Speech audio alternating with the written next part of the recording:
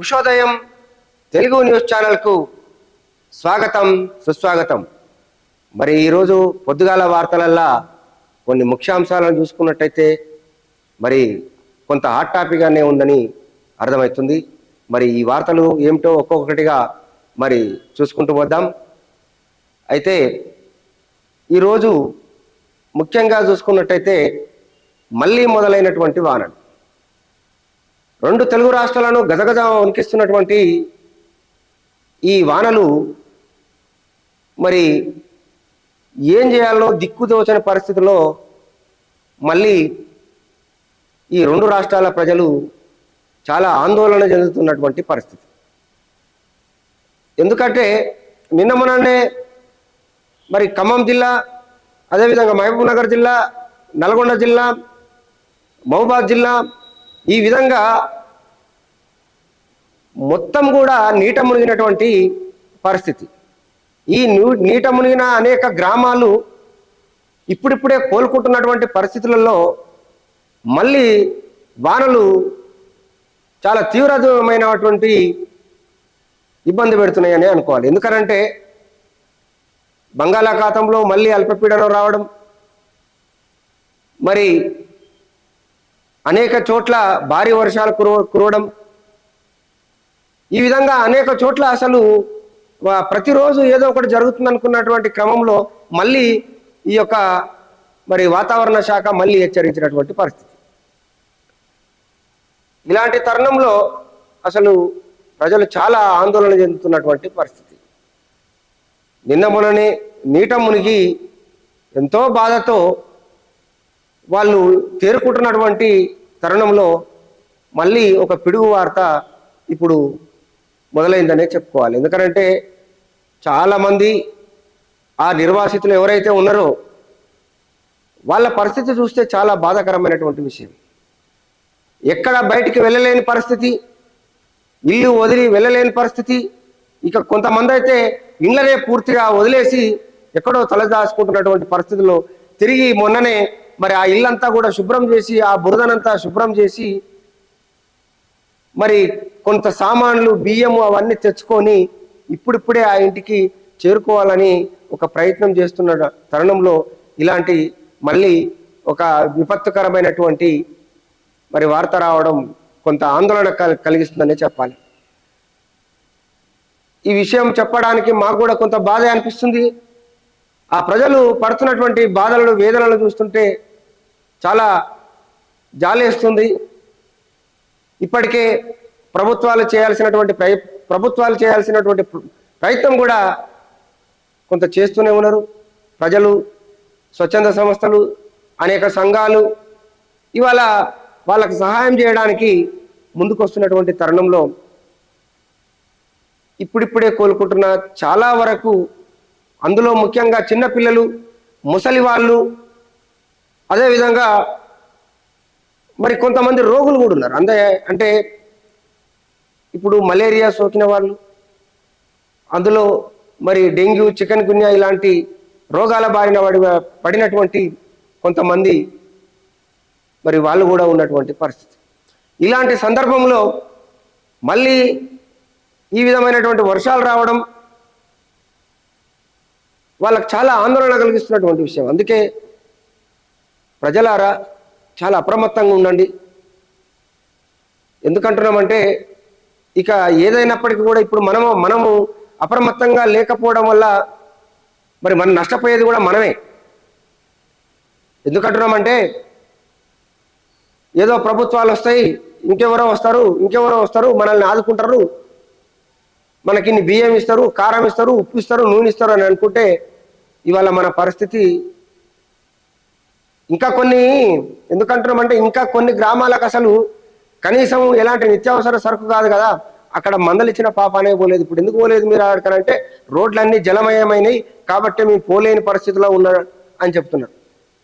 అదే పక్క రాష్ట్రంలో చూసుకున్నట్టయితే మరి ఆ పక్క రాష్ట్రంలో అక్కడ ఉన్నటువంటి ముఖ్యమంత్రి గారు డ్రోన్ల ద్వారా నీట మునిగినటువంటి ఎవరైతే ఆ ఇండ్లు పూర్తిగా నీట మునిగిపోయినాయో వాళ్ళ దగ్గరికి నేరుగా డ్రోన్ల ద్వారా ఆహార పొట్లాలను తీసుకుపోవడమే కానీ, పాలు, అదేవిధంగా నీళ్లు ఈ విధమైనటువంటి సహాయంలో వాళ్ళు ఉన్నారు. కానీ మరి మన రాష్ట్ర ప్రభుత్వం ఎందుకో మరి ఇలాంటి కార్యక్రమాలు చేపట్టట్లేదు.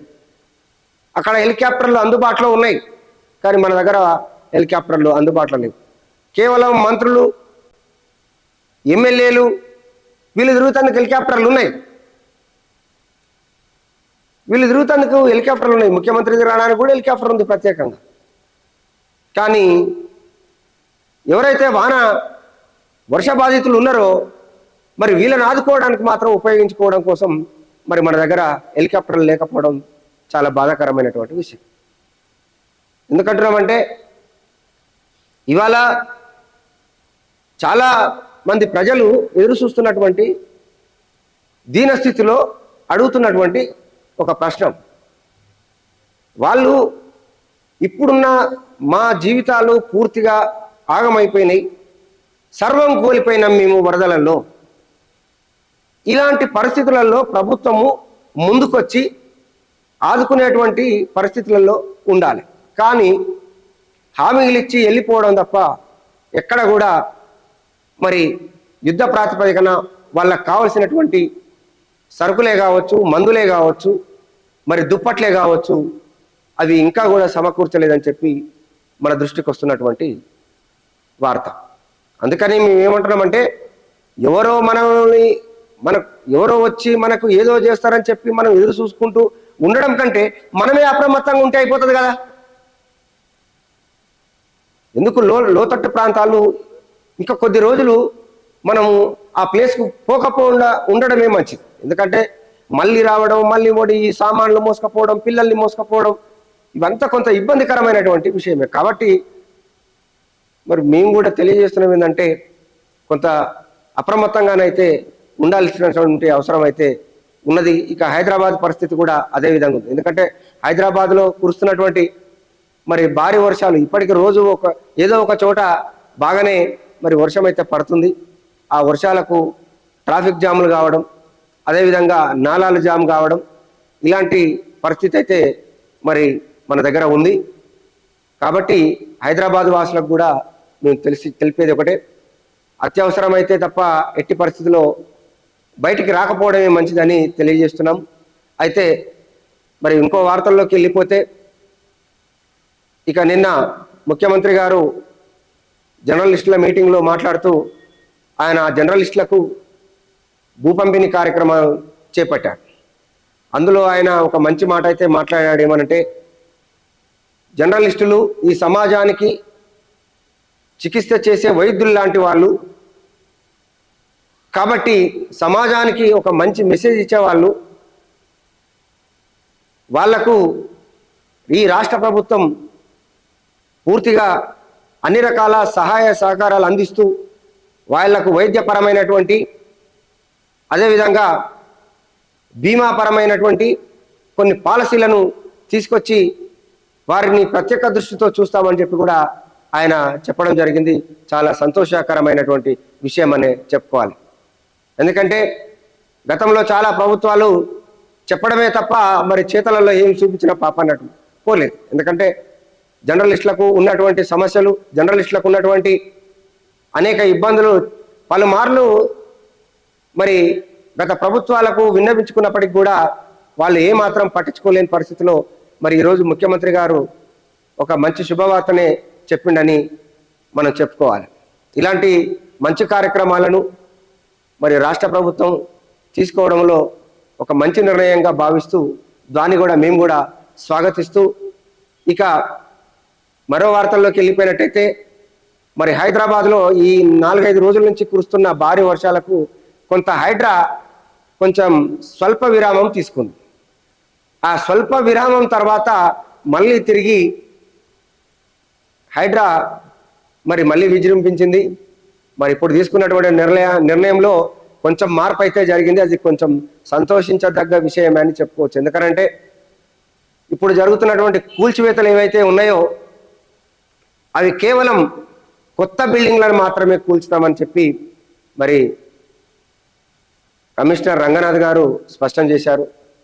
నివాసయోగ్యమైనటువంటి, నివాసం ఉంటున్నటువంటి ఎట్లాంటి బిల్డింగ్లను కూడా, అంటే ప్రజలు నివాసం ఉంటున్నటువంటి ఇండ్లను ఇవి మాత్రం మేము కూల్చమని ఆయన స్పష్టం చేసి చెప్పడం జరిగింది.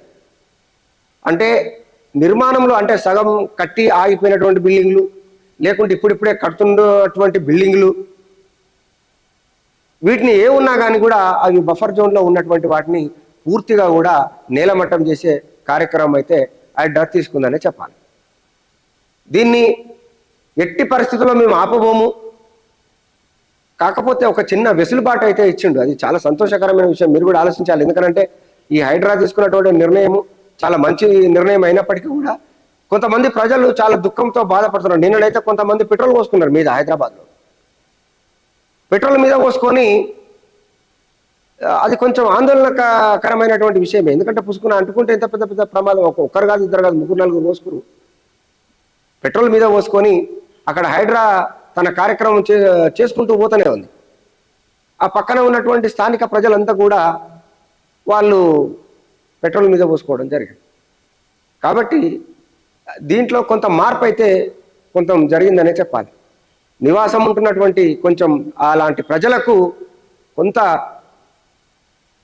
వాళ్ళకి వెసులుబాటునిచ్చిందనే చెప్పుకోవాలి. ఎందుకంటే వాళ్ళకి కొంచెం ధైర్యం వచ్చింది ఇప్పుడు. ఎందుకంటే చాలా మంది అప్పులు చేసి, సప్పులు చేసి, చిట్టీలేసి, రకరకాల ఇబ్బందులు పడి వాళ్ళు దాచుకున్నటువంటి వాళ్ళు, కొంతమంది రిటైర్డ్ అయినటువంటి వాళ్ళు, వీళ్ళంతా కూడా దాచుకున్నటువంటి డబ్బులతో ఆ కట్టుకున్నటువంటి ఇండ్లు, మరి ఎంతో ఆశతో కట్టుకున్నటువంటి ఇండ్లను మరి నేలమట్టడం చేయడం, వాళ్ళ కళ్ళ ముందే కూల్చివేయడంతో వాళ్ళు అసలు పట్టరాని దుఃఖంలో ఉన్నటువంటి వాళ్ళు.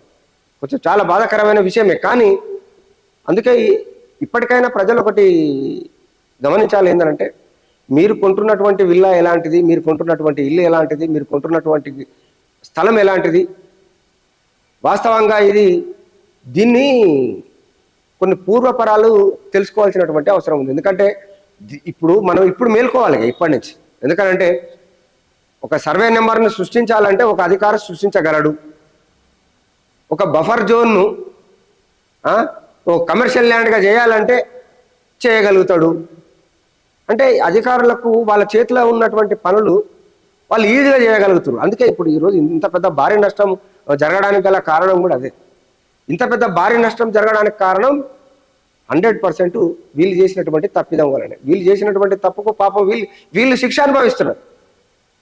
కాబట్టి మరి ప్రభుత్వము, అధికారులు కొంత ఆలోచన చేసి నివాసం ఉంటున్నటువంటి వాళ్ళ యొక్క ఇళ్లను కూల్చివేయకూడదని చెప్పి ఒక నిర్ణయం అయితే తీసుకోవడం జరిగింది. అయితే మిగతా కూల్చివేతలు ఇప్పుడు ప్రస్తుతం ఏదైతే నిర్మాణంలో ఉన్నటువంటి ఉన్నాయి చాలా వరకు, అంటే నిర్మాణంలో ఉన్నటువంటి ఇంకా ప్రజలు అందులోకి రాలేదు. కొంతమంది చాలా రోజుల నుంచి చాలా విల్లాలు కట్టి అలాగే వదిలిపెట్టారు.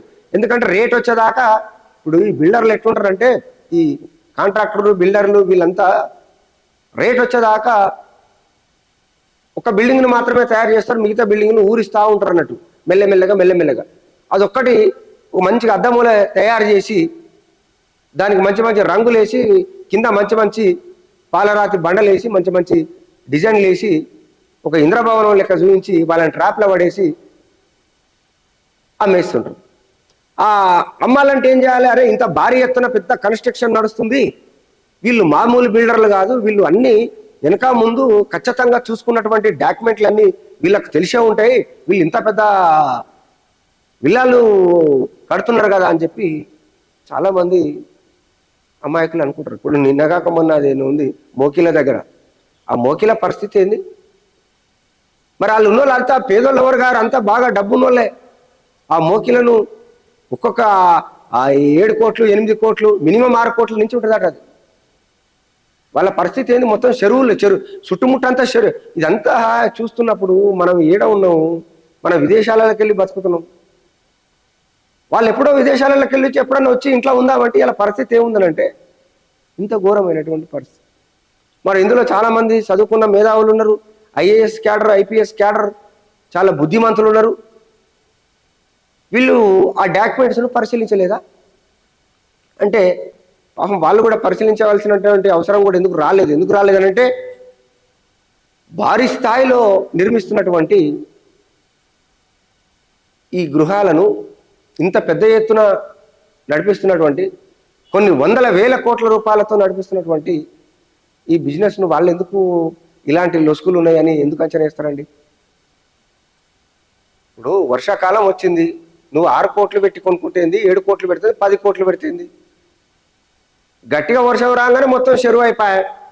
నీ కారు ఏడుందో తెలియదాయా, నువ్వేడు ఉండాలో తెలియదాయా, 4 రోజుల నుంచి కరెంటు లేకుండా మొత్తం ఇలా నీ పరిస్థితి అంతా ఘోరం అయిపోయా. నువ్వు ఇప్పుడు ఇండియా మీద నీకు ఎంత అంటే ఒక ద్వేషం వచ్చే పరిస్థితి ఉంది. ఈ ఎవరు చేసిన పాపం అనుకోవాలి, ఎవరు చేసిన పాపం అనుకోవాలి దీన్ని. కాబట్టి ఇవాళ రాజా సింగ్ ఆయన ఒక మాట మాట్లాడండి, ఏమన్నాడంటే, మరి ఎంఐఎం అధినేత ఓవైసీ గారిది ఫాతిమా బిల్డింగ్ ఎప్పుడు కూల్చేస్తారండి? ఫాతిమా బిల్డింగ్ అంటే ఎప్పుడు కూల్చేస్తారు? మీరు అన్నిటికీ డేట్లు ఇచ్చుకుంటా పోతుర్రు, మరి ఫాతిమా బిల్డింగ్కి ఎందుకు ఇస్తలేరు? ఈయన మళ్ళా ఒక కొత్త అంశాన్ని తెర మీదకి తీసుకొచ్చిండని చెప్పాలి. ఎందుకంటే కొత్త అంశం ఏం కాదు, కానీ అప్పటి నుంచి అంటుండు. కానీ ఇలా ప్రత్యేకించి దాని గురించి ఒక ప్రెస్ మీట్ పెట్టి ఆయన చెప్పడం జరిగింది రాజా సింగ్ గారు. ఈయన ఇట్లాంటి కొన్ని కాంట్రవర్సీ మాటలు మాట్లాడుతుంటాడు. కాబట్టి మేమేమంటున్నామంటే, ఆయన ఖచ్చితంగా కూల్చేయడానికి వాళ్ళు సిద్ధంగా ఉన్నాం మేము, ఎవరు ఆపినా ఆగదనేమో ఆయన చెప్తున్నాడు. ఈయననేమో మరి ఇట్లాంటి మాటలు మాట్లాడుతున్నాడు. సో ఏదేమైనప్పటికీ కూడా హైడ్రా తీసుకున్నటువంటి నిర్ణయం చాలా మంచి నిర్ణయం. అది పూర్తిగా జిల్లా స్థాయిలో, రాష్ట్ర స్థాయిలో పూర్తిగా అది అమల్లోకి రావాలి. ఆ విధంగానే మరి నిన్న ఆదివారం కావడంతో మరి హైదరాబాద్లో భారీ గణేశుడైనటువంటి ఖైరతాబాద్ గణేశుడిని నిన్న చాలామంది, కొన్ని వేల మంది నిన్న సందర్శించడం జరిగింది. మరి వాళ్ళు ఎంతో భక్తి శ్రద్ధలతో వాళ్ళు నిన్న పూజలు నిర్వహించడం జరిగింది. విపరీతమైనటువంటి పబ్లిక్ అక్కడికి రావడం, వాళ్ళు మరి ఆ గణేశుని కొలుచుకోవడం కూడా జరిగింది. ఇక మరి ఇలాంటి సందర్భంలో భారీ వర్షాలతో కురుస్తున్నటువంటి ఈ సందర్భంలో ప్రజలు కొంత అప్రమత్తంగా ఉండాలి. అవసరమైతే తప్ప బయటికి వెళ్లకుండా ఉండడమే మంచిదని మేము మరోసారి తెలియజేస్తూ, మరిన్ని విషయాల కోసం చూస్తూనే ఉండండి ఉషోదయం తెలుగు న్యూస్ ఛానల్.